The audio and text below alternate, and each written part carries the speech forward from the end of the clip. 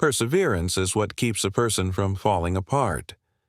After being dismissed by the church, Van Gogh had no source of income and could only rely on his younger brother as support to get by. For a long time, he lived in poverty, once even going 11 days without a single coin in his pocket and having to ask his landlord for some bread to survive. It was during this period of hardship that Van Gogh began learning how to paint.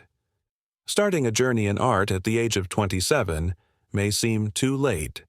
For example, Edouard Manet, founder of the Impressionist school, started painting at 18.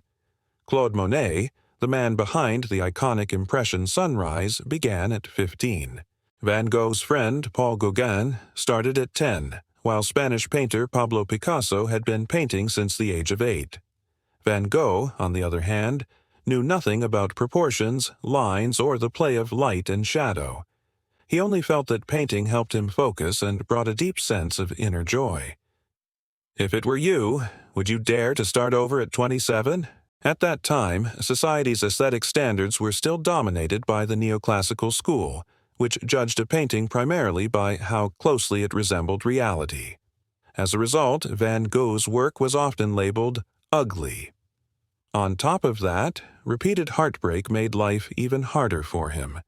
He had once loved passionately, giving his all, but every time he pursued someone, it ended in failure.